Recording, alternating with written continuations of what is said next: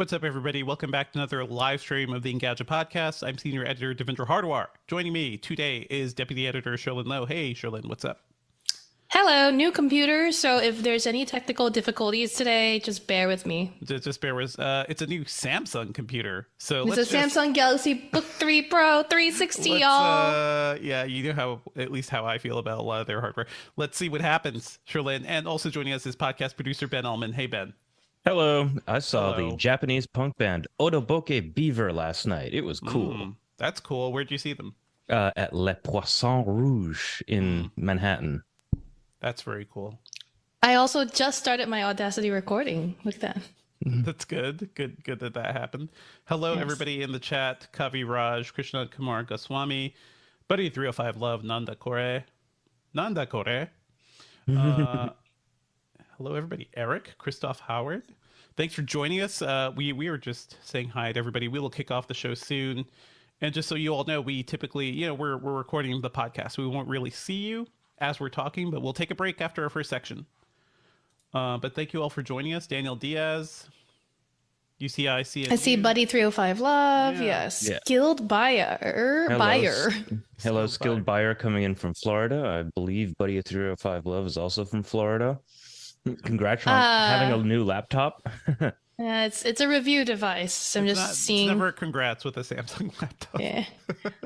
For some reason, well, it's not so bad. It's just for some reason. So the problem we were having, and the reason we were a little late, for those of you who don't know, is that like Samsung laptops have a lot of AI stuff built in, or AI. On topic today.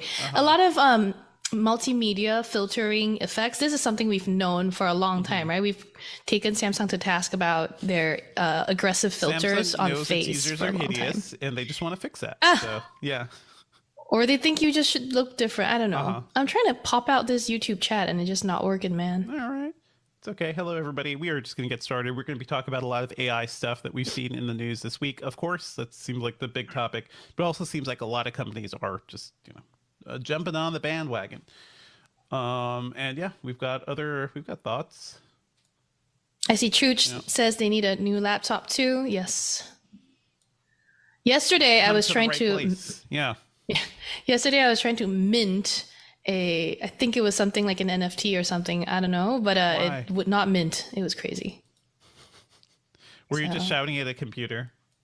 No, I didn't. Mint this NFT. I keep clicking the mint button and it just doesn't mint. And I'm just like, okay, well, I don't want to do this Please enter anymore. all of your financial information. Click. Yeah. Please enter your social security. Then click. Yeah. Okay. And your home address. We are good to go. Folks. Yeah. So everybody who's been in the chat for a while, who's been watching for a while, knows what we're going to do. But if this is your first time, we're going to clap. That helped me sync up the files for the audio version of the show. And then we're going to do like a little bit of silence. If you want to clap in the chat, absolutely do that. Just put some clap emojis in the chat. I'm going to count down. And then we're going to do like a little bit of silence. So counting down from 3, 2, 1. Okay. And some silence while we're being quiet. Hit that upvote, hit that thumbs up button so more people can see us.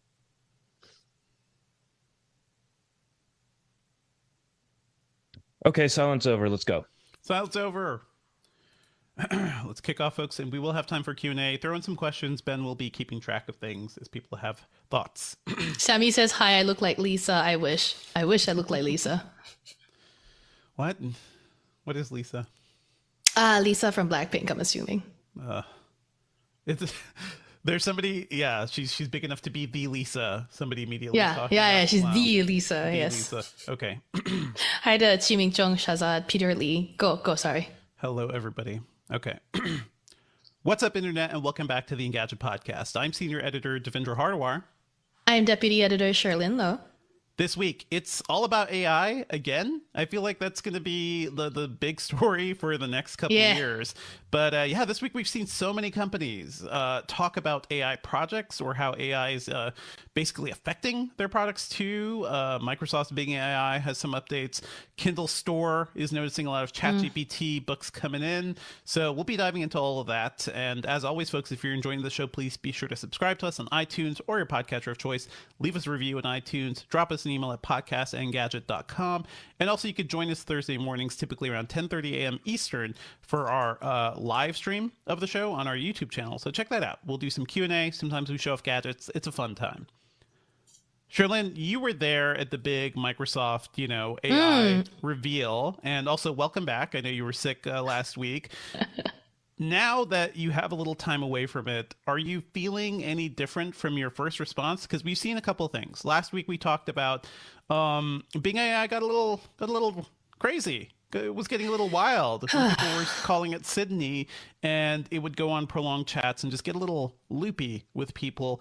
Microsoft immediately reversed some, they created some limits for how long people could use it and how many requests they could have. But just recently we saw the news that they're actually reversing some of those limits. But I just want to know, like, are your thoughts any different on Bing AI now compared to a couple weeks ago? So first, I can't believe this is the first time you and I have chatted since that event. So hi. It's been a month. I mean, it was 2 weeks, but it feels like months. Yeah. No, we've chatted, but like not on the podcast. Anyway, when I first started seeing the news, I was just like, I think I was a little suspicious of like what people were putting into Bing to make it react like this, because it doesn't line up with the experience I've had with Bing since, having the access to the beta myself. Are you having a lot of chats with Bing? Because it seems like a lot of reporters are. So. I don't have late night chats with Bing. I don't have late night chats with Apparently, a lot of people. Kevin Russo at the New York Times was. I saw that. Yeah. Was just like. So really... can I clarify something a little bit? So what Microsoft from the beginning, because I took the demo and everything, right? From the very beginning, it was made very clear to me. There is this button next to the input field that's the shape of a broom. You clean it up every time you start a new topic because it's saving context as you're chatting with it, like a person would. And sure, that's where the AI is gonna be still limited, right? It's not like a real human being where we have all of the context from years and years of being friends with each other. It's stored in our brains, right? Bing needs a cleanup every now and then. If not, yes, that's gonna go haywire because it's saving all of these context. That doesn't seem so assumed though. That feels like back in the day when PC stores like, oh yeah, you gotta defragment your hard drive once in a while, right? Because your hard drive's getting crazy and performance will slow down. I feel like a lot of people will just start talking to these things, and that's what we saw, like with a lot of people. Yeah, and I mean, maybe I have too much of like the demo tester, beta tester mindset here of like understanding that I kind of need to. It's kind of like when Samsung first sent out. Can I continue? Yeah. When Samsung first sent out the first Galaxy Folds, right? Like they were telling people, they didn't have to tell people not to remove the screen protector, but people kept removing the screen protector anyway, and then it started breaking. It's kind of like the same thing where like Microsoft didn't tell me to like use the sweep icon every 5 messages or every time I'm done with a topic, but to me that's just like a good thing to do. I don't know. But it does seem like Microsoft is reversing some of the things that you said. When it did put a limit, it seems like it was putting like a limit of you had to, you have to hit sweep every like 5 queries or something, which is very limited. I will say 5 is short.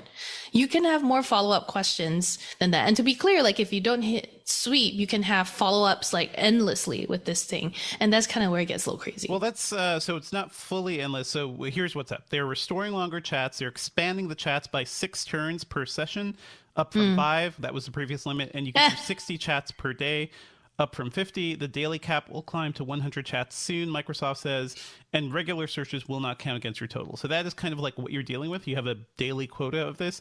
But, it's good that you brought up the Samsung Fold thing, too, because it's the same thing. Well, okay, Samsung told you not to remove the protector. Why was the protector so easily removable? I feel like for a lot of people, especially not tech press, like consumers, not going to be, reading all the little things that come in the box. Like they get a new phone, you remove the thing on top of the glass. It's what you do to start using your device. That's what we've been trained to do.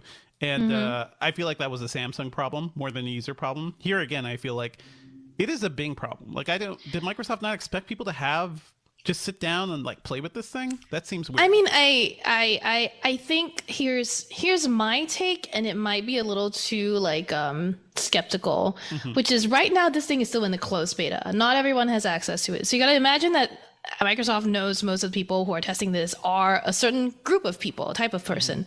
And then there's like the idea that I get the sense that everyone that's testing this now is really trying to push the limits here. Is really trying to get really wild and freaky with Bing.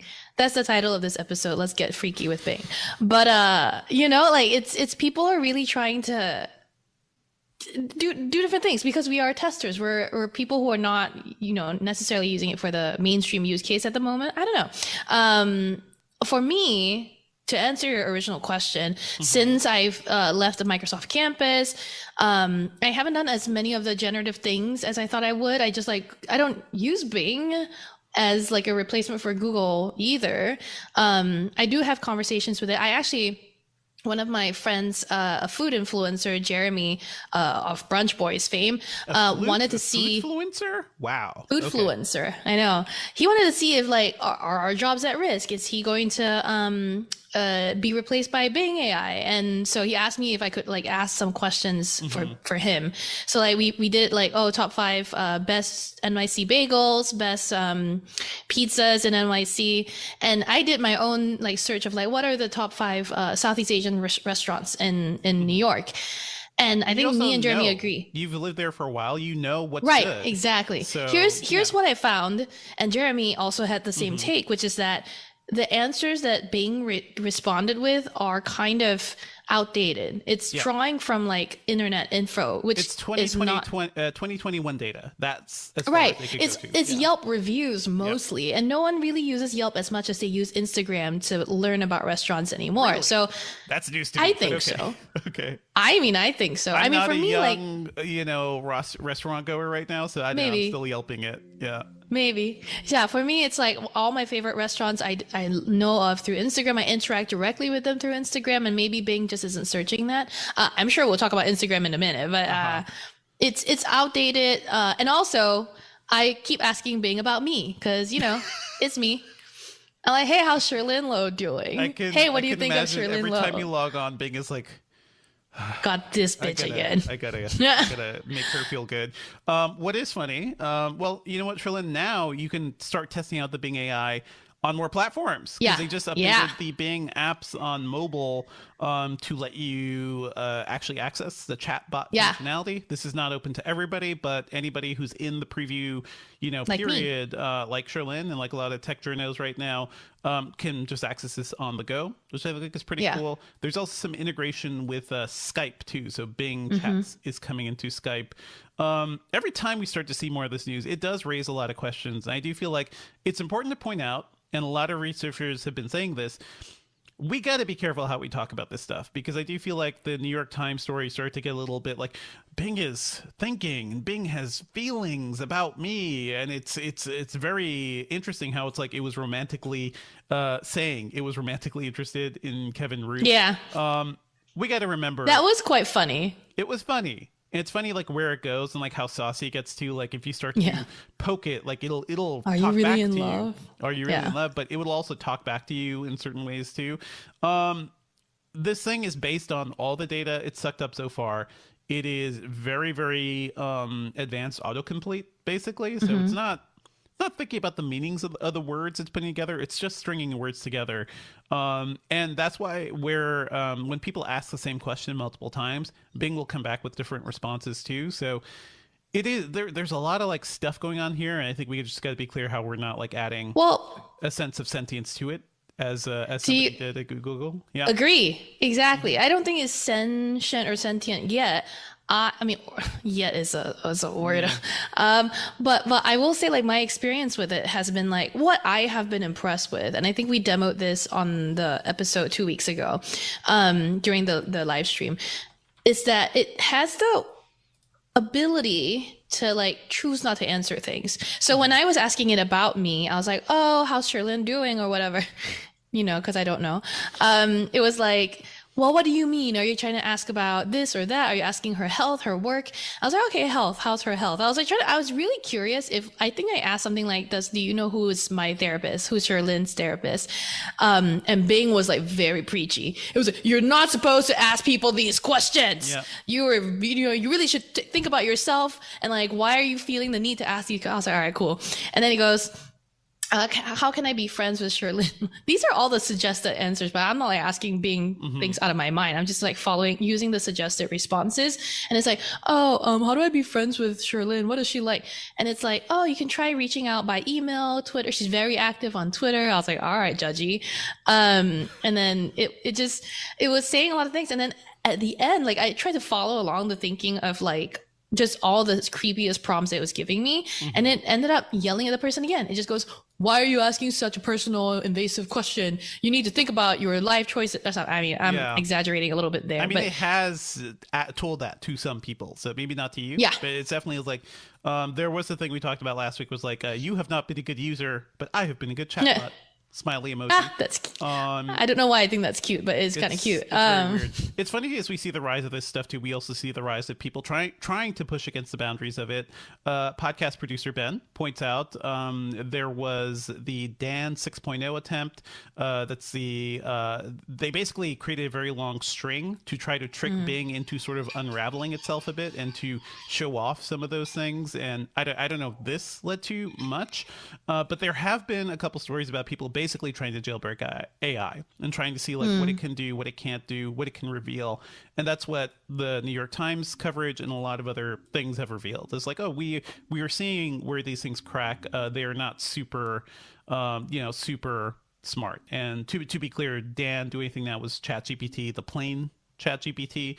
Bing AI is using the newer model. They're not saying which one it is, but 3.5. like 3.5. 3.5, yeah. They say next generation. That's the main thing they've been talking about. So, okay. At the keynote, they said 3.5. I don't know. Anyway. They said, I've seen conflicting reports because I think somebody mentioned 3.5 and then somebody says next gen and somebody was like, we're not saying which number it is because it may be like 3.7 or whatever. So anyway, good updates on Bing AI. I think we're all still trying to think about like what it means, but for your friend, Sherlyn, like I think a lot of us, like the people making the content, are kind of worried about what this means. The weird thing is Bing AI and all these AI is going to depend on the stuff the actual experts and the content creators produce to actually do any of its work.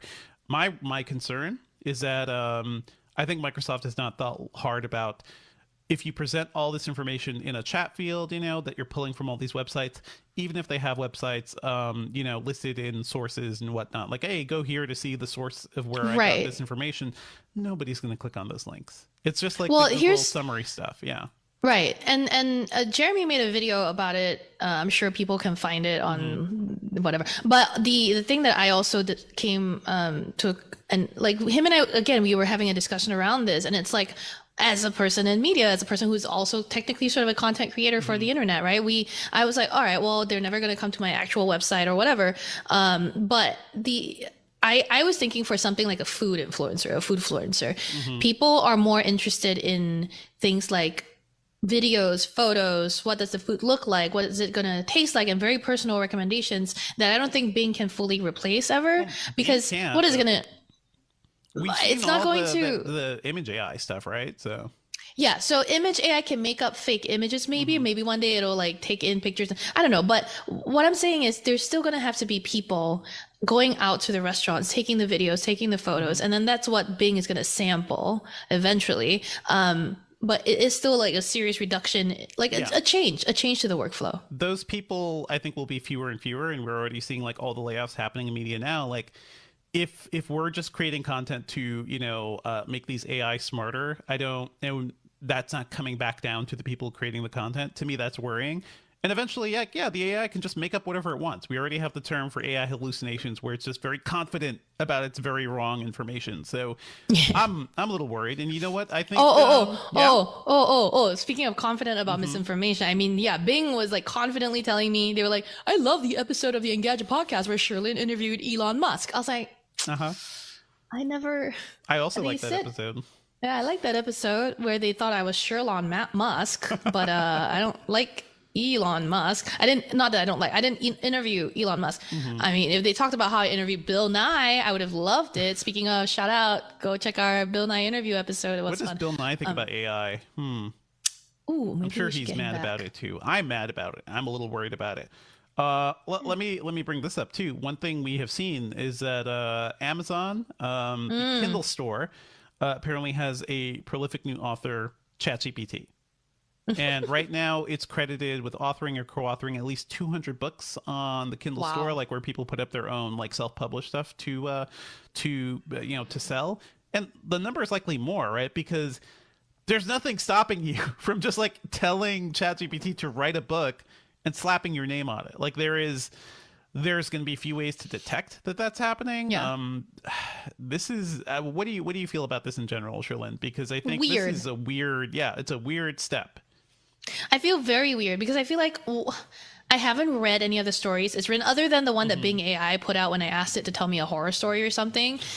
And what I'm thinking is that like I still think stories are something that AI is like not good at yet. Even if it's generative, it's still formulaic. And the best stories are the ones that suck you in and surprise you and all that stuff. And then I can only think one area where ChatGPT might shine in terms of fiction is fan fiction.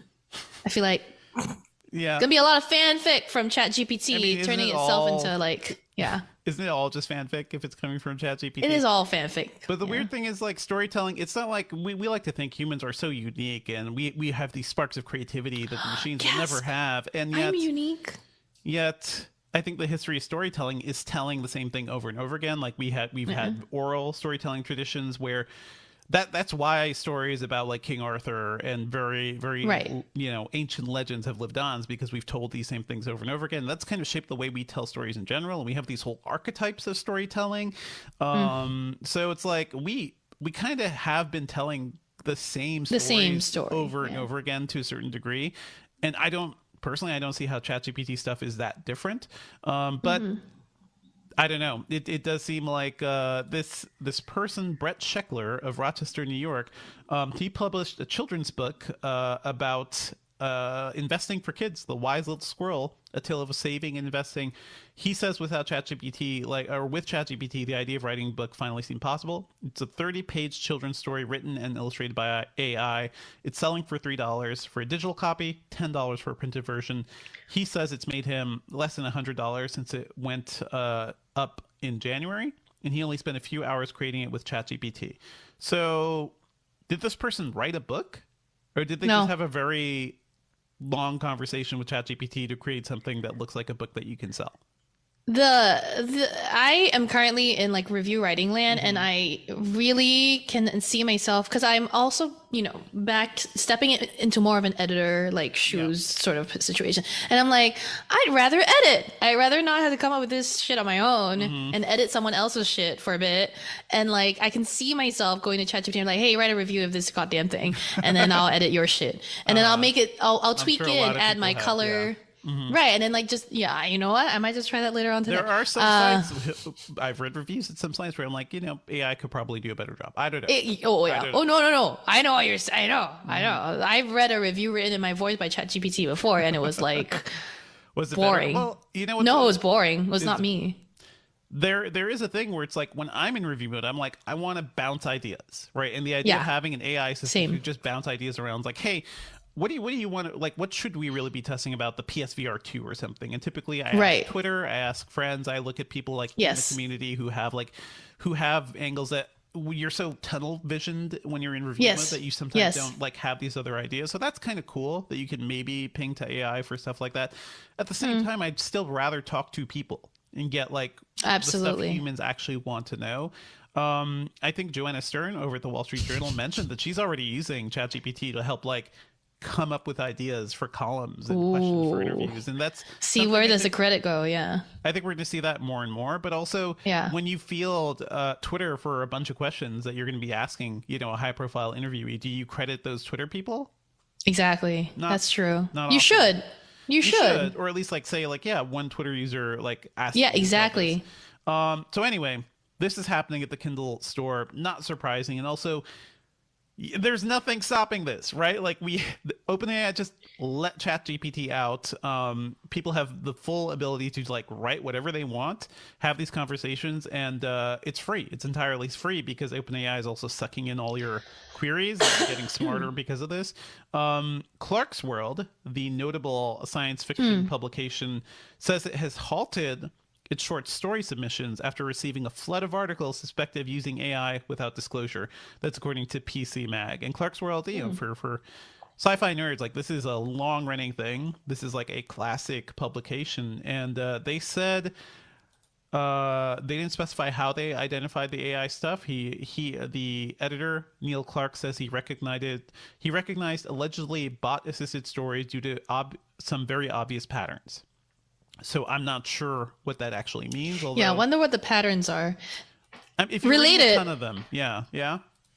Oh, I was going to say related. KP in the chat says, Sherlyn, please prove that your articles aren't written by ChatGPT. Which, like, if I could figure out a way to, like, prove whether I'm the one who wrote it, like, I would slip a sentence into a paragraph, be like, hi, it's me. You need to leave me, a drop hey, of I'm blood the writer, with it every me, post. You know? Just drop a little drop of blood. Make sure, you know, your DNA actually helped to produce this thing. Organic matter was involved in this, So anyway, that's not surprising on the Kindle store. This is just ChatGPT stuff. I think my main concern, my big worry, and you're going to hear me hammer this a lot, is I think we are moving way too fast into this stuff, and we have no idea what we're doing. This is pretty crazy, especially after seeing what social media companies did to the internet and to civilization, to democracy.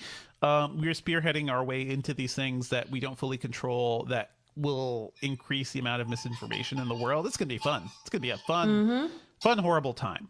So you know what? A lot of other companies are going to be doing AI projects too. You're just going to see the term used all over the place. Spotify also announced that there's going to be a new AI DJ that's going to talk you through its recommendations. It's also going to, like, announce music and stuff too. Nate Ingram, and it uses OpenAI. It uses OpenAI. Nate Ingram wrote about his hands-on experience with it. I'm not sure.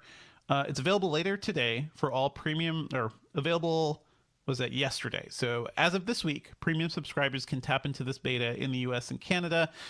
It does sort of like morning DJ stuff, where it will announce songs. It actually uses a digitized voice of one of Spotify's own head of cultural partnerships, Xavier X. Jernigan, host of the Get Up, their morning show.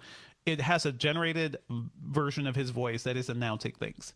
It's all new words. It's not using any pre-recorded stuff. This just feels weird. Do you want an AI DJ, Sherlyn?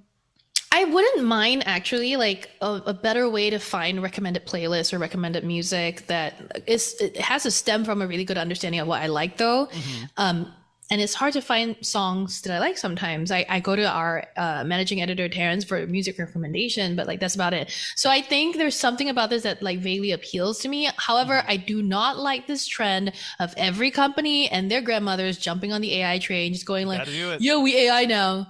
We AI now. Like, it's better than we Web3 now, you know, or we Metaverse now. So, hey, listen, I don't know if I fully talked about this, but the major metaverse reveal I saw, or thing that happened after Meta changed their name, was the Target branded metaverse on Oculus Home, on Meta Quest Home, and it was just the dumbest thing of, like, a VR castle I walked into around Halloween and just had Target branding. The metaverse, not kind of dead as a concept. Web3 garbage has tanked the economy in many ways. So disgusting, yeah. As much as we hate the AI stuff, I think it's happening. You're right. It is going to reshape stuff, and that's why I'm worried, because it's the thing that will actually matter. So anyway, Spotify AI DJ, let us know what you think about that, folks. Spotify, there was also news that Spotify may launch a TikTok-style feed, a vertical feed, that'll just start playing music as soon as you launch the app. First of all, I hate that. Please never do that. And not ever as soon as you launch the app, yeah. Swiping up and down. They want to be TikTok. Everybody wants to be TikTok. So when you open TikTok, it just starts playing a video, right? So Spotify wants to do that, and they want to be able to let you swipe vertically to scroll through different suggestions, recommendations. I don't know. This is from Ashley Carmen. So, yeah. It kind of makes sense, because they're, you know, the view when you play a song and you tap into the song already looks like it's TikTok-esque, kind of. But yeah, I don't like being like, I mean, Julio, our live stream producer, says it gives spam vibes for sure. So I'm like, you know what? Like that's what all of it is. What do they call this stuff? They call it dark arts, or the sort of like dark things apps do to make you increase engagement. And this feels like one of those methods too. It's like, oh yeah, all of a sudden our listenership went way up. Yeah, because you're automatically playing every freaking song whenever I open the app. They're trying to game the system, actually. Yeah. Lucky Dog Podcast in the chat also says once Chat GPT, they actually said Chat GDP. I think you've gone to too many economics classes at the moment, but Chat GDP. Eventually it will be Chat GDP. Exactly. It'll be our GDP is based on Chat GPT. Anyway, once it uses slang like bussin' and no cab, we're done. Which, you know what? Yeah. That's when it might. I think you just predicted the very near future. I think that's where we're headed. Oh man, how do you do, fellow humans? Oh God. How do you do, fellow humans? Okay. Once it gets sarcasm, we're dead. I mean, I don't know. Anyway, folks, this is not the end of AI stories. We'll be following all of this stuff. And yeah, if you have thoughts about where AI is headed, are you worried? Are you just, do you want to play with the stuff more? Drop us an email, podcast@engadget.com. Good drop for Q&A here. Julio said, what? Oh, you hate how as a Spotify subscriber, you still get some ads when listening to podcasts. It depends on whether the ad is embedded into the podcast, no? Right? Yeah, Julio, how? Yeah, I don't. What kind of? If the podcast has hard encoded ads, Spotify can't do anything about. Yeah, that. You can't skip those, or you can't pay to get away from them. But I mean, I also wouldn't be surprised if Spotify were trying to like get absolutely every single dollar they could out of their podcasts, because that's the thing that's not making like tens of millions of dollars or hundreds of millions of dollars like they expected. Spent a lot buying shows, and you know what? Maybe I wouldn't be surprised if they did that. Hey, if you don't like ads in your podcast, people, support your local creators. Go to their Patreons, spend some money. There are so many. Feeds. Yeah, there are so many places making up like Patreon feeds with, completely ad free, and it's a secret feed or something, and it'll be named something silly. Support your humans, otherwise we will all be replaced by robots. Literally. Oh my God. So and robot version of me is not as fun as real me, I will say. Hi to Danny Leong, who joined the chat, dude named Charlie. A lot of people I guess got a late YouTube notification or something, I don't know. And are here. Christoph Howard, Sammy, who was the Kylo Tech, who was the one who was saying that they got the late notification, Ben? Oh, it was I think Lucky Dog Podcast said that they got the notification late, and I was like, did you check it late? Did you happen to see it late, or did they send it late?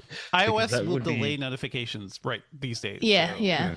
It's one of those. I also get like updates about Engadget posted a video like 2 days later. I'm just like, look, I know we posted this last week. We don't want to Clayman had a very good perspective to share. Clayman says, I found it incredibly helpful, been using it daily. So this is chat Bing AI. Clayman says it helps you understand your mother's illness and what you can get to help, and choosing 3D printer and batteries for your bike and loads of personal stuff. So you've like been using Bing with Chat GPT, I'm hearing. So I don't know. I guess some people do find it helpful, but I mean, it can help you get started on a path, right? And I think the stories we've seen, though, is a lot of those recommendations may not always be very great, especially like the initial Bing AI, like here's where you can go in Mexico. We did talk about somebody looking at the reviews for that and be like, this looks like a crap hole. Like I don't know. And also like just making up restaurants and hotels and stuff like that. So we have to worry. We have to watch out for the errors. And yes, that's for sure. Everybody may have that friend who's like very charismatic and like will make you believe anything. And that, by the way, is often is like a very common trope among like con artists. People who are confidence men. Con artists, sociopaths, confidence men who get you to just like listen and believe them. It feels like that's what we're building here, except oh my God! Wow! Yeah! Wow! You are not wrong. So here.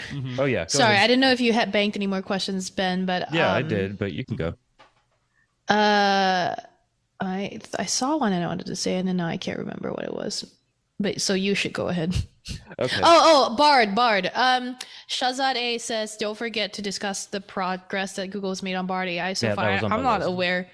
Right. I'm not aware of all the progress on Bard so far. I will say that a lot of the stuff that we've been seeing on Bing AI, or like just Chat GPT in general, We actually kind of saw a preview or a little bit of a teaser when Google was showing off Lambda 2 at the last Google I/O with that kitchen or kitchen sink app where it's like you ask it about a topic of interest and it'll come up with lists to help you learn about something. So it's not exactly ChatGPT or Bing AI, but it was heading in this direction. I mean, the T in ChatGPT stands for transformer, and they're basing that technology on Google's transformer neural network architecture. So this is what's weird in listening to like a lot of people talk about this stuff is like Google had all this. Google had all of it, and a lot of people at Google were like, maybe we don't do this. Like maybe we don't turn it into a product because this will ruin our business. This will destroy. Right, Google was search, careful. It will destroy search ads. Yeah. And Google, well, yes, but Google was also like, here's a testy app thingy that we have put some of the features into, and you can try out what it feels like to talk to our AI. Yeah, but they never made it seem more Google's conversational. like a fancy, like one of those fancy chefs. Like here's a bite, the amuse bouche of AI. Yeah, amuse bouche, exactly. Of AI, and Microsoft. Here's the buffet. Come, just stuff your faces. Free for everyone with access. All you can eat. Well, yeah, but It's that's good. actually that's a really good analogy though, because like the smaller thing might actually be higher quality, And the chef will be sitting there looking at you too. Like, yeah, like looking at you being like, is it good? But then like it? also like what we were just talking about with Bing, it seems like it is abundant but of low quality, which is exactly what most buffets are. sort of. It's the same tech though. Like it is the same tech. There's nothing better right now about Google's implementation. It's based on what also- we've seen. Yeah. It's also the idea that, like, let's say not an amuse bouche, maybe like a sampling menu, like a menu that you pay a lot of money for, right? Those are crafted and specifically made to like fill you just right. Whereas an all-you-can-eat buffet, you're gonna starve yourself all day, and then you're gonna fucking overeat at the buffet, and you're gonna do things to yourself that you shouldn't. You're gonna have a heart regret attack it the next day. Yeah. But the buffet people don't give a shit. They're like, we'll make money off of your entrance fee, and then you can eat all this low-quality food that you want. So I don't know. Anyway. Just trying to draw a parallel You're that could in a not. weird place, but I mean, no, you got like most of the way there. And I think the problem is that we just don't have quite enough information yet. Like there have not been enough or bullet regulation points in this or story. Oh yeah, no. But like we're also just at the very beginning of this story. Like we haven't even seen all of this unfold. So I wanted So I wanted to point out an interesting conversation that Buddy305 Love and I were having where, you know, when we just started talking about the Spotify like AI DJ, I thought it was a little bit strange that it was actually just someone's voice digitized because eventually like one of these little projects to like digitize someone's voice is going to escape the original project that it started on. And I'm not saying that as a bad thing. I'm not saying like, oh, it's going to become smarter than its creator or anything. What I mean is that it will continue to be used for other things and then just become a standard. That I opens don't know what up this person gave up, right? What do you give up your rights to your voice? exactly. That's what we were talking about. Like how do you structure that deal? Is there like any kind of legal rights that this person has? Is it so new that we don't really have the legal precedent to figure this out? Because think about also in the case of the TikTok text-to-speech voice. It originally was one voice, but now it's like this other woman's voice, and she is globally famous. But like, has her life changed very much? I mean, that was. I mean, it's the thing about radio and TV stars, right? Like, similar if it's just a voice-based thing. I mean, we can talk about how the Pikachu voice actor is very globally recognized too, and then probably can spend I have to ask you, life. Charlene, what is your number? What is your number to sell your voice? Oh. Dude, that conversation could go many places. We're like, what is your number to about? sell your voice to a company? You know, to sell my voice. Wow, like so for them to use it. Yeah, like this. They can make it a DJ. I don't really care. I guess $1 million. $1 million? 1 million? Yeah, $1 million sounds low. You got to look at these companies like Spotify. You spent $70 million on Jason Bateman's podcast. You want my voice? Not famous though. I'm not famous. You know what I mean? Like if they want my voice, and they're willing to pay $1 million for it, I'm like, all right, yeah, I'll take it. And I mean, I'd love it for it Please to be $1 consult your million. financial advisors before giving up your resources to AI, people. No, I don't know. Well, here's the thing. It's a chicken and egg thing, right? Yeah, if yeah. I were famous, I would ask more. But if it's I'm not famous and they're going to pay me and then be on an app like Spotify where people are going to hear it and then my voice is going to be known, that I see as like more long-term reward for me. Like then I can start. It could start saying things you don't want it to okay, say. then I'll be like, well, it's their fault. They used it. Yeah. Like, you know what I mean? And it gives me, I think, more culpability to say shit in public too. I'll be like, oh, their AI made me say this, not me. I didn't actually say. That was ChatGPT. I didn't say. Like, if they use my voice to say offensive shit, and like there has to be a way for me to be clear about this is not me that said shit. I would never say things like the N-word or like whatever other slurs, right? Like I would never say that. Oh, I'm sure ever. those are parts of the contract. Yeah. But I mean, that's assuming that a contract exists. What if you sold your voice and you couldn't use your voice for the same media? And then no. What do you mean? Couldn't use my they voice have for the what? exclusive rights to your voice for podcasting, or for audio. So then I can't be on materials. podcasts anymore. Yeah. Well, then obviously I'll ask for more money. Like I mean, I don't. At that point, I won't have. I won't have. I would recommend a number. You, Charlene, and everybody else watching. There's a movie called The Congress, which I refer to a lot, and I think as every year goes by, it becomes more and more prescient. It's about a world where actors can basically give up their digital likenesses to be sold to a studio. Then they can't act anymore. Right. And it turns into this weird like sci-fi dystopia, right? Where we've kind of like consumed culture in certain ways and the talent just kind of withers away. It's a fascinating movie. It's called The Congress. Check it out. Can I just point out that Julio, our live stream producer, goes, I just want to know when we can start normalizing dating AI, asking for a friend. You can do that right now, Julio. Okay, people have been doing it. Yeah, Julio, did you hear about Replica AI? That iPhone app. I mean, it's a smartphone app, not just iPhone, but it's a smartphone app that was like a little bit too spicy. And then they stopped the spicy chats with the AI, and people are legitimately sad. They are like forlorn that their internet partner. I mean, listen, no joke. Loneliness is a big problem in our society. So if these things can give people some sort of like weird social response, then it's helping them. I don't see a problem with it, but Devendra, you might know. I think you're the best person for me to ask this. Do you remember there was like back in the Windows 95 days or whatever, there was exactly this, like a chat bot you would talk to and it would talk back at you. Yeah. That's been around on the internet for a while. I don't remember what that one was called, but there have been chatbots like this. I spent hours talking to that thing in my teens. Not even my teens. I was 10 years old or something. I was just talking away to that thing. It was crazy. It's, I mean, this goes back to Eliza. We've talked about Eliza before, but in the 1960s, Eliza was the first chatbot, and MIT professor Joseph Weizenbaum created Eliza and used it to like trick a bunch of people into thinking like they were talking with normal humans. So these things tap into like a sense of our socialization of like, oh, you're talking to me, you're responding to me. Oh, I will build a sense of like a persona around you, and we are emotional beings and we can fall for them. We can get romantically involved in these things. It's weird. I mean, related. We're literally doing a Her 2313 speed run.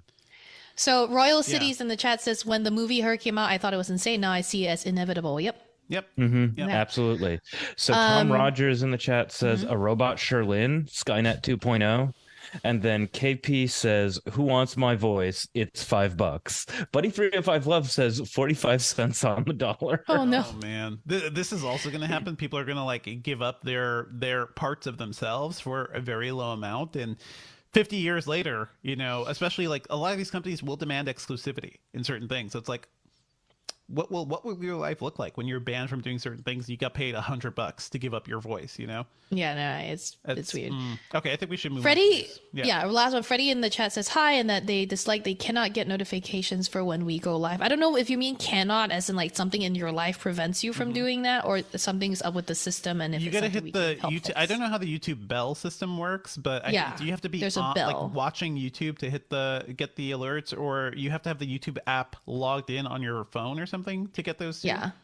But also otherwise, usually Thursdays 10:30 a.m. Our Twitters, me and Devindras will have also. That's 10:30 a.m. Eastern time. Do your own calculations for your local time You're zone. on your own for that. US Unfortunately, Eastern time. 7:30. Yeah. Yeah, 7:30 Pacific. Yeah. This was a good convo. We get to bring in an expert for a future episode to dive into Absolutely. this stuff. Thank you, chat, for all your feedback on this, folks. Let's blow through some other news quick. Okay. Yeah. Let's move on to some other news, not AI related, but there was a weird event that happened this week, I believe in Brussels. Microsoft just kind of wrangled together a bunch of journalists and was like, hey, big announcement. Xbox games coming to GeForce Now. Are we Monopoly Now? This is a partnership with NVIDIA. It's a 10-year deal to bring those games to GeForce Now, which is a streaming service. And Microsoft's president, Brad Smith, made the announcement. That's kind of interesting. Like, this is all because like Microsoft right now is under the wire to get this Activision Blizzard deal through. This is a $69 billion acquisition. What is the cutoff date for this? I believe it's like June or July or something. They're screwed. Like, they're screwed if that doesn't happen. Then they have to pay back that money. They have to pay back billions if this deal falls through. So Microsoft is out there trying really hard to make sure that. To make sure that it looks like they're not being a total monopoly and that this deal won't like ruin the industry, and Sony of course thinks it will. I think it's complicated. Like, that's a big deal. That's a big publisher. Microsoft is not a huge player in video games. Like, their market share is much lower than Sony or even Nintendo's, I believe. But speaking of Nintendo, they also announced a deal. They committed a deal with Nintendo to bring Call of Duty to its platforms for 10 years. It's a binding contract that was finally just signed. So yeah, Call of Duty and other Xbox games could come to Switch if this acquisition goes through as well. And I think all this is for Microsoft to say, hey, look at us sharing our stuff. Aren't we great? I don't know if you have thoughts about this, Sherlyn, but it is funny. I don't know. Does it sound like more of a monopoly to me? I get. I mean, like, it's more of like, please, we're giving up all these concessions. Please, just let me buy these companies, please. Maybe more in your wheelhouse, Sherlyn. There was a report about Apple getting closer to bringing no-prick glucose monitoring to the Apple Watch. This is something we've been hearing about for a while. Bloomberg sources claim that it is now at a proof of concept stage. So probably won't be getting here this year, but maybe in a couple of years. You've been following a lot of the health stuff. Like, is this something you've been like keeping an eye on? Would you be interested in this? Yeah, I mean, like, I don't know if y'all have seen the Super Bowl commercials. Dexcom, I think, had a commercial about its glucose monitoring device. I know a lot of people with diabetes, and no prick glucose monitoring would be helpful for sure. I don't know enough about how the tech works, right? So how is it going to be accurate? I'm curious to see. And also, how are people going to use it on a device as mainstream as the Apple Watch? Am I going to start monitoring my glucose for no reason now? I don't know. Here's the tech. There's a lot of questions. The tech uses lasers to gauge glucose concentration under your skin. It was previously a tabletop-sized device, according to John Fingus writing in Engadget, but now it's advanced to the point where an iPhone-sized wearable prototype is in the works. So, things shrink. It could eventually get shrunk. Yeah, we're miniaturizing. Yeah. Exciting, because I do think we don't think enough about helping people with diabetes, treating it. Like, the whole idea of making insulin cheaper has been a big political contention. Even though people need it to live. This is great. This is one of the... It's interesting. Yeah. I mean, no prick glucose monitoring is part of it. There's also, like, I think insulin is still a shot. It's still administered through a shot. So there's a lot. It has to be, but at least, like, now, like, you are less in a chance where... You prick less? You prick less, but also you can eat something. Like, maybe you can balance your sugar levels also need for the insulin. Yeah. It might allow for more data. It might allow also for like better trend and just statistical analysis of your own like glucose levels. Yeah, I am so skeptical of everything health tech, but this is one of those. I know. Like, yeah, this could make people's lives better. And you know what? All of Apple's stuff around the Apple Watch, like the heart rate, the arrhythmia monitoring, like all the heart fluctuations. Saved a Redditor's life recently. I saw it on Reddit. It has helped people. Like that. Yes, Apple will use this to make more commercials and make themselves look good during their events. That's for sure. It has saved lives. You know, it has helped people in many, many ways. And this is the sort of tech where I would like to see more advancement for sure. Okay, let me just move on to this other one here. Mm-hmm. In less exciting news, I think more infuriating news, we saw over the weekend a a ridiculous plan to make Twitter blue. Twitter is making it so that if you're using text-based two-factor authentication, so that's when you log in and you hit a button to say authenticate and it sends a code to your phone, you cannot use that feature for free anymore. You have to pay to be a Twitter Blue subscriber to do it. And oh my God, this is in a time where we've seen like every week a dumb thing happening over Twitter and from Elon Musk. This really does take the cake, I'd say. Yeah. Initial it goes to show what it goes to show what their priorities are. Not security. We're not security here. Where our focus is making money. That's it. That's really it. And making money. And also, I've seen some decent reporting saying like every company that does two-factor with Twitter with SMS relies on Twilio. And Twilio is a service you have to pay for, and you have to pay per text. And there was some conjecture that, you know what, there are people who have gotten very good at spamming these authentication services to charge users, or basically to charge companies for more SMS messages. So like disreputable carriers, I believe, maybe the sort of people doing this. If somebody created a bot to sort of like spam your forgot password thing on Twitter or elsewhere, that could be thousands, tens of thousands of dollars per user. A bot network could make that really, really expensive for Twitter. So that is another reason they may do this. And to be absolutely clear, you should probably just upgrade your two-factor, process in general. Yeah. Katie Malone at Engadget wrote a piece called Twitter's two-factor paywall is a good opportunity to upgrade your security practices. She points out that the ability to use authentication apps like Google Authenticator, yeah, Google Authenticator is free. It's free. You could do it. It's a setup process where you have to like view a QR code on a screen and add your Twitter stuff to that. That is far more secure than text-based two-factor, and you should just do that. So that is not going away. Everybody move to that before you lose access to Twitter. Yeah, let's do that. Twitter. Yeah. But I have to say, like, I saw a lot of journalists saying, like, oh, yeah, no, I got the message about SMS. I still have some things connected to SMS because I have accounts on way too many things. So yeah, I'm sure exactly. you run into this too, Sherlyn. Like, what do you feel about this in general? Like, I saw a lot of techie people being like, well, that's what you get. That's what you get for relying on two-factor SMS, you losers. And I don't think that's helpful for general users. Mainstream. Yeah. I mean, the fact that people have 2FA at all, right? Like 2FA wasn't even a popular thing until somewhat recently, maybe like 5-ish years ago. 5 years ago, yeah. And back then we were still having to try to tell people enable 2FA is so much more secure. And then now people are having to change again. It's like this sort of thing exhausts people. It makes people like fatigued. So I don't think we should hate on people who are not yet on something like an authenticator or whatever. I think it is, like Katie said, a really good opt to upgrade your 2FA method. But I don't know. I don't hate people if they're still on text-based. There's no reason to. I've seen techie people being like, two-factor SMS is worthless. It's not even worth signing up for. And that's another thing. And we're like, no, guys, the fact that somebody did something more than just their password, they're probably not a high-profile target for SMS phishing, so probably be fine. Yeah. It also speaks to the lack of perspective of the people who are saying these things, because you don't even realize not everyone has an app to like use to have an authenticator. Not everyone has a smartphone to use authenticator on. You can use text, because everyone gets SMS, but not everyone has, even not everyone has SMS. You know what I mean? Yeah.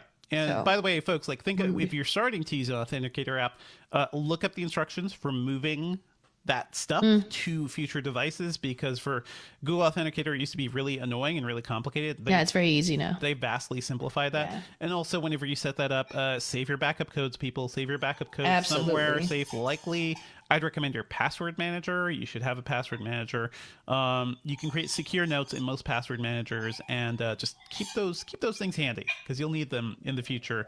So yeah, it's very, very silly that this is the way they've gone about it. And of course, like, nothing makes sense. Like, it doesn't really make sense from Twitter's side of things. You also want to talk about another health story, Sherlyn. Amazon is now officially a healthcare provider.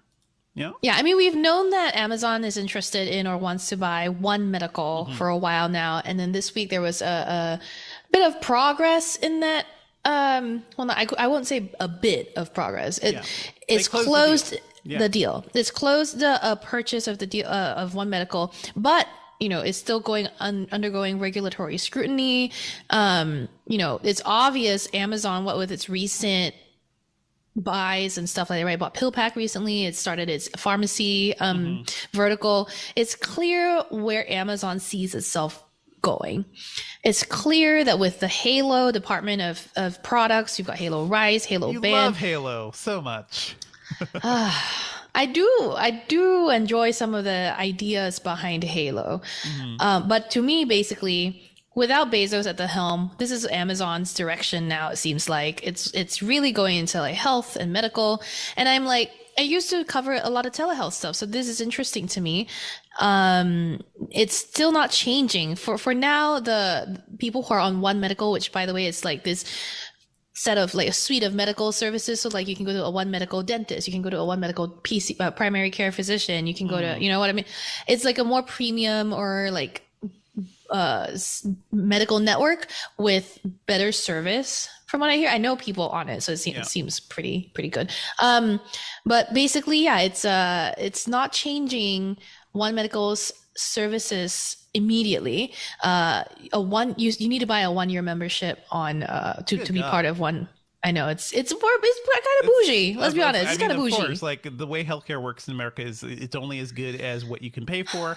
I'm gonna just throw some stats at you. This deal was a $3.9 billion purchase for Amazon, so not a small thing. And the completion, I'm going to read from John Fingus's article here. The completion comes just a day after the FTC said it wouldn't contest the buyout, but it says it's still investigating the deal to explore potential anti-competitive effects and privacy concerns. An FTC official told CNN the agency will warn Amazon it's closing the purchase at its own risk, and it might still face a government challenge later. So that is an interesting twist, because typically the regulator is like, no, you just cannot do this deal at all. Now it's like, what could happen down the line? Because the deal is done. Amazon is just gonna have to deal with the consequences if anything is decided down the line, I guess. Exactly. So we'll see. We'll have to watch. But to me, it's clear again. Like I said, Amazon heading into health. We should keep watching this.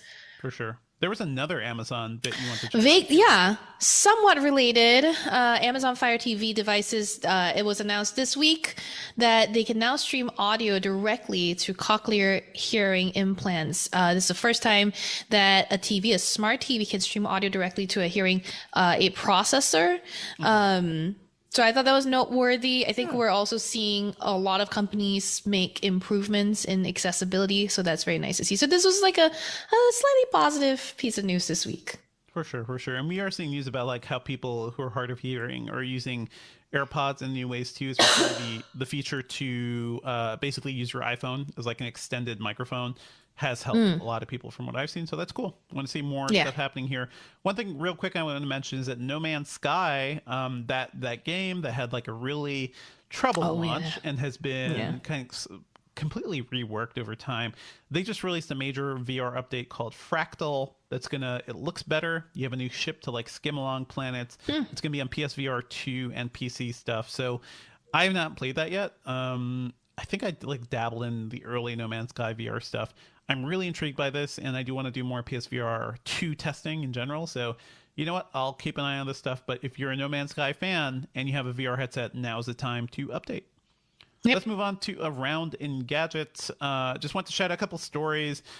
Katie Malone, our new security reporter, wrote about her experience with AirTags and her dog. Apple is convinced my dog is stalking me.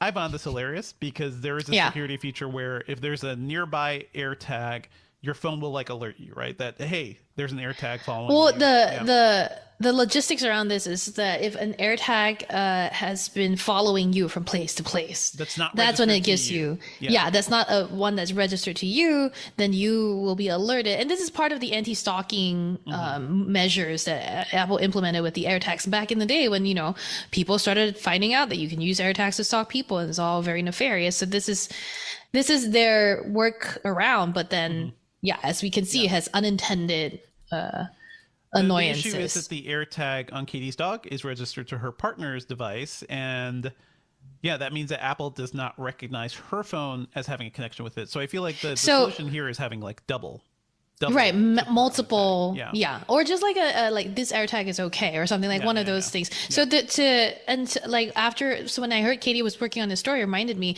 when I was in LA in January with my family, my dad kept getting alerted that someone's AirPods were following him. I was like, this is not even AirTags, these are AirPods. This is using the Find My network, and it was my AirPods that were following him around. He was like, why are you following? I was like, because we're going to places, Dad. Like, because they stopped following me. Things together. Yeah.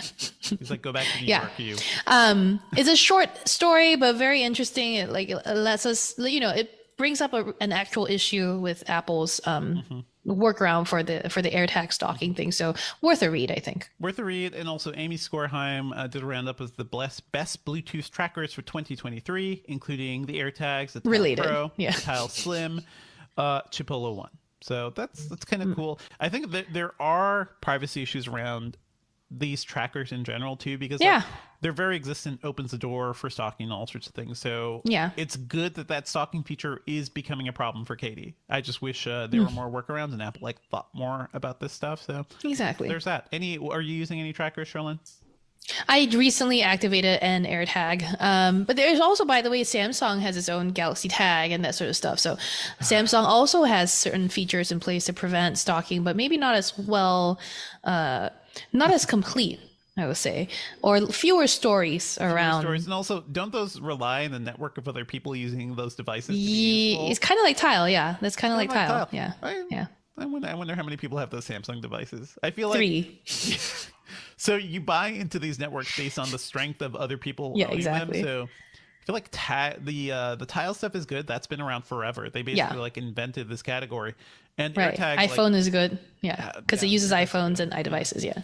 We saw news too about Google working on their own stuff too. They've been slow to this, but something's happening. So we talked about that a couple of weeks ago. Trackers, folks, they're useful, but be careful. Let's move on to what we've been working on. This morning I put up I didn't want to call it a review, but sort of a rant about Ant-Man and the Wasp: Quantumania. And I just had to get some stuff off my chest. I think this movie looks disgusting. Like, it looks ugly. And I talk about like why.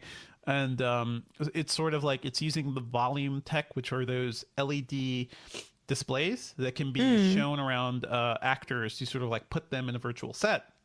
I think it looks real bad. A lot of the CG stuff in the actual movie too looks awful. I talk about that and like what it means. And one VFX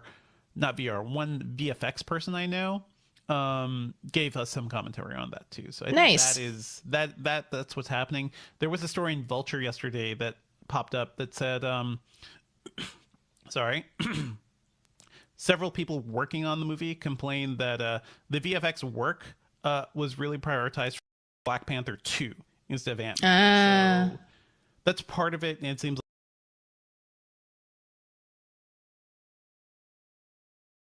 as producer Ben about what's the difference between Ant-Man and The Mandalorian, which also used the volume pretty well, I'd say. And I talk about this in my piece. I think The Mandalorian uses it to give you desert vistas, to kind of make the reality of The Mandalorian real. And I think that's a better written series. Like, it has a good sense of character and story and everything. Not everything about The Mandalorian is great, but I think overall it's a really good series. The big problem with Ant-Man is that the script is not great. And it's all over the place. The movie doesn't have a really great tone. And I think there's no like cohesive vision of what they wanted this quantum realm to look like. So it looks like a weird mishmash of a lot of sci-fi concepts. And there's nothing like really bold or consistent about it. I compare this to like Avatar: The Way of Water, which is also a movie that mostly takes place in an artificial environment with real people and everything.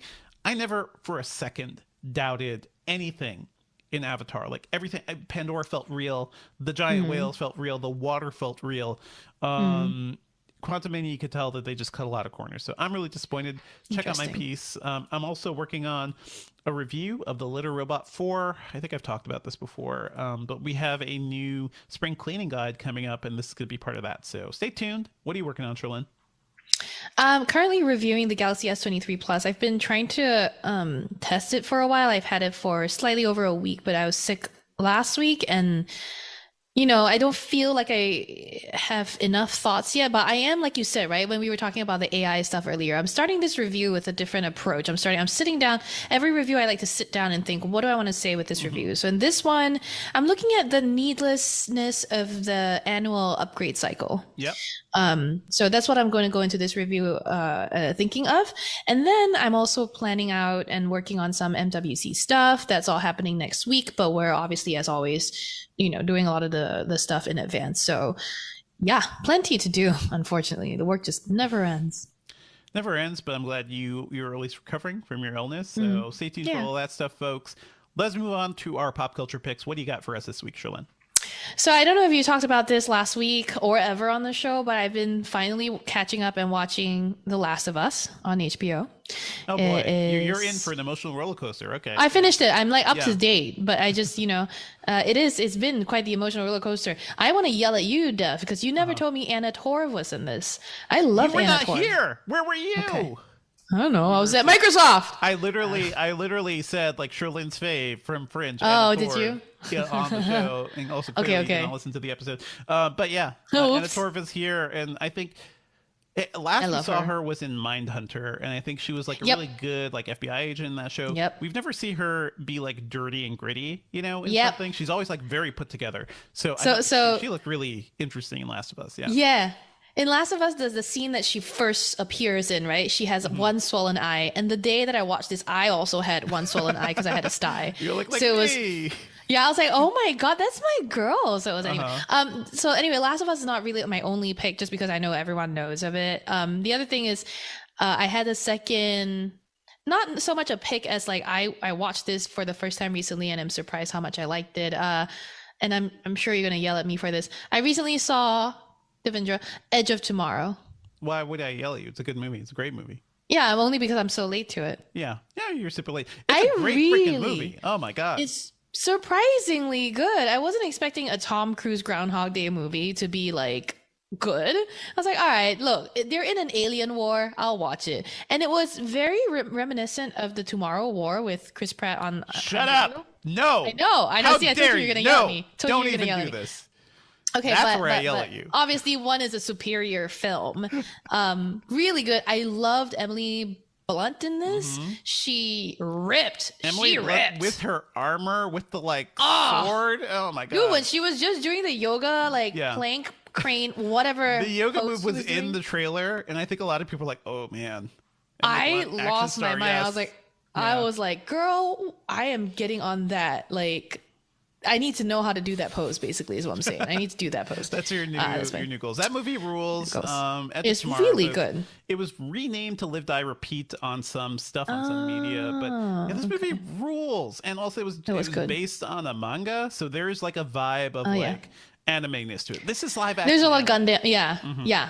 The what do you call machines? Not Gundam. Mecha? Maybe mecha. There's just the robots, right? There's some robot suits. Yeah. Yeah. I also recently saw, and I didn't tell our video team this ahead of time. I recently saw District 9 for the first time too, Dev. Good movie. That was gritty. Very gritty. I remember when that movie first came out. So yeah, District 9's good. Edge of Tomorrow. Hey, you know what? Talk about like an undersung classic. That movie rips. So if you like sci-fi really stuff and you have not seen it, it's on HBO Max. Check it out. Yeah. How about you, Dev? Oh, you know what? I got to see a movie I have not seen actually in theaters ever. I saw Titanic 3D, the new re-release movie. I saw that movie on DVD, after it came out. I never got to see it in theaters.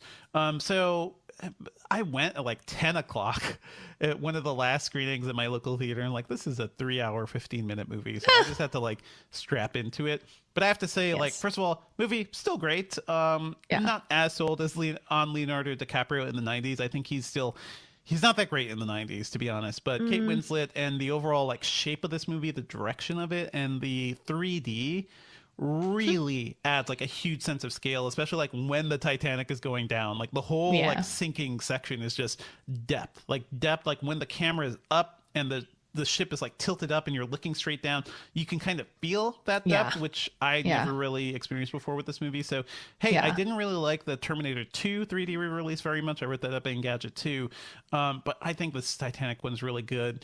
If you have a chance to see it in theaters before it leaves, I think it's stopping this week.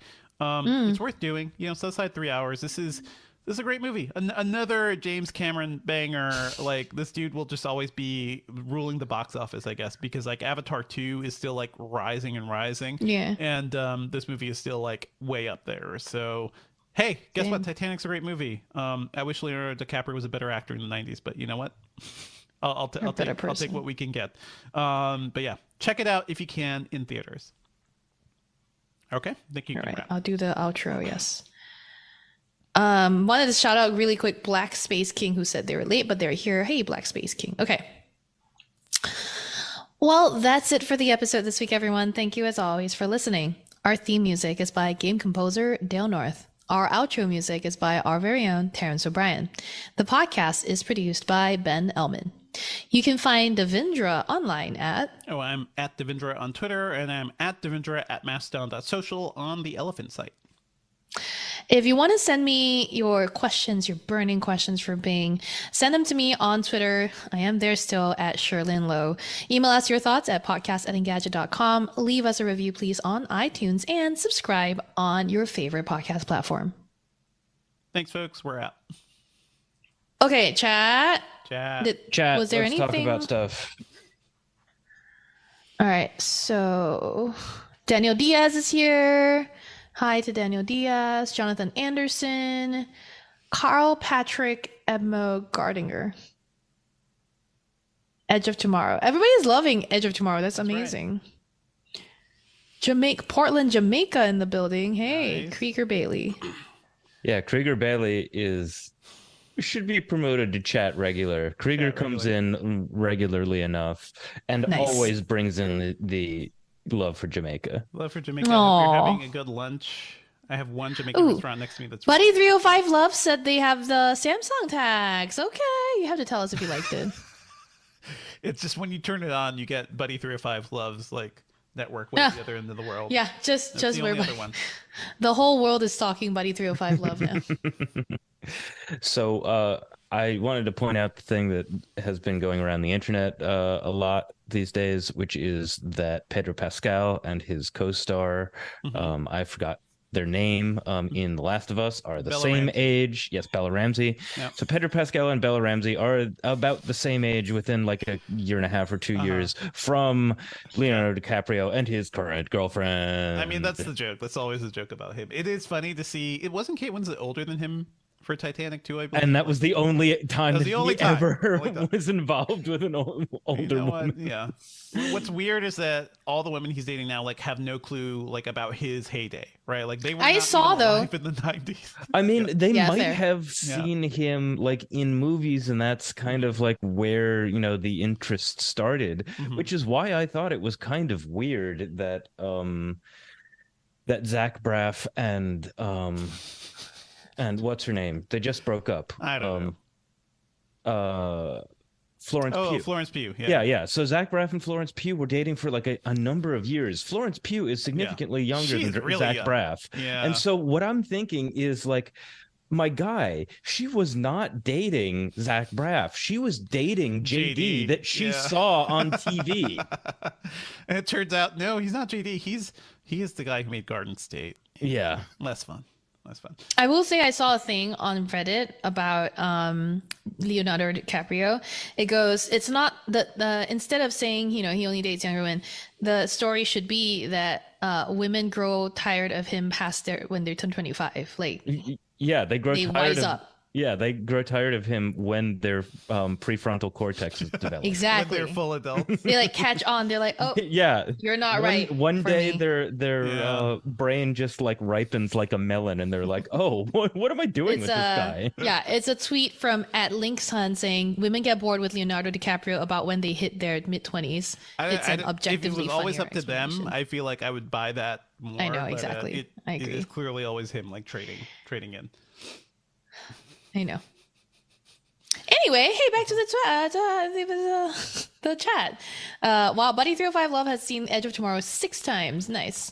I have seen it about 4 times now because I watched it the first time. I really liked it. I watched it again immediately, I think, and then I've seen it a couple more times. That movie is such a banger. Directed by Doug Liman and written by Christopher McQuarrie, who went on to like make all these Mission Impossible. So I just saw the trailer for the new Mission Impossible again in theaters ahead of Titanic. I was like, man, We are so lucky to be getting these movies. They're so wild. It's so wild what they're doing. Why is the chat looking so weird for me right now? Why is everything aligned to the center? Okay. That's Florence Pugh. We've got a question for you about the slash film cast. I saw that. So. Shout out to Technical Ho. Yeah. Great username. But yeah, of course we talked about Avatar 2. It's the biggest freaking movie of a very long time. So yeah, we talked about it. Go check out our. Yeah. I don't know if there's going to be a movie that like truly brings people back to the cinema, though. I think it's just going to be like people. It was Top Gun, dude. It was Top Gun Maverick made so much money, and people just kept going, and they went multiple times. So I think even Steven Spielberg. Yeah, I didn't see Top Gun in theaters. What are you doing? No, I know. I messed up. It is probably still playing in a theater near you. Like theaters have kept it in rotation because it's been so popular. No joke. Look it up, Ben. But Steven Spielberg at the recent Directors Guild lunch, like, basically thanked Tom Cruise for bringing movies back, for bringing the theatrical experience back. So, wow. Yeah, I have issues with Tom Cruise, but I do like his movies. Well, yeah, which is why I am like kind of resent how good Edge of Tomorrow is, because it's like I don't really want to root for Tom Cruise, but like it is a good movie. You're very good at what you do. Yeah, he has a really weirdly good work ethic. It seems. Good work, I mean, right? That's all his own stunts and all that shit. Star. Like, dude is a movie star, and we do not have many of those left. Like actual old school Hollywood movie stars. Yeah. Shout out to Mike R. Hi, thank you. And then what is Jamaican beef? Patties. Oof. Now I could really go for some good. Well, it looks like paddles on the chat. It's very small font. Beef patty with cocoa bread. I have a restaurant 5 minutes from me that can do that, and I'm very so jealous. Yeah. I'm gonna try this. As Quinn Eduardo Morales Garcia says, "Hola, cómo están todos? Saludos desde Guatemala." You're from Guatemala? Is that what you're saying? I try. Throw that into your Google Translate. Yeah. Krieger says, "You love us. Thank you. We love you back." And D-Man is here. Hey, D-Man, thanks for joining. And more Agetsuko Talk. Yes. Haven't seen it yet. By the way, I didn't talk about this, but I saw Crouching Tiger again in theaters, and that is a perfect movie, folks. That's been remastered in 4K. So if you have that in your local cinema, do it. Just go. Oh my God. Michelle Yeoh's in that, right? Yes. Michelle Yeoh is that movie. She, I believe. Is that a question, Ben? Or is that a statement? No, it's more of a statement. She is in that, indeed. Dealing with another precocious teenager. Just listen. Oh, yeah. I just started relearning Japanese again. I've remembered that kare and kanojo are, all those things. Whatever. I'm learning the words again. But yes, around this time of year, I would normally be in Barcelona relearning all my Spanish. And it's all gone now, and I'm not in Barcelona. I know. I'm very sad. No tapas and no Catalan and no speaking to people. All I say in Barcelona to people is "Aquí está bien," because that's what Chris Velasco taught me to say. Chris Velasco was like, "Oh, aquí está bien," and then we do "bale, bale, bale." So there you go. Okay. I think that's it for the big questions. Thank you, folks. Check out the stuff we've talked about on the site. We've got some video content. My PSVR 2 review is up there. If you're curious what my home theater looks like, you could partially see it there. So yeah. All right, Ben, you have your. Yep. So thank you everybody for watching. This stream comes to you via our video team, which is Julio Barrientos and Luke Brooks. Thank you for being in the chat. Thank you for just chat makes it fun. Chat remembers stuff that we've forgotten. If you've stuck around this long, you are a tech enthusiast, which means that you probably understand that we live in a world of algorithms better than the average person. So rate us 5 stars on iTunes. Do all of that stuff to help other listeners find us. Tell a couple of people in person that this is a good and fun tech podcast. And we'll see you next week. Later, folks. Thanks for coming. Bye.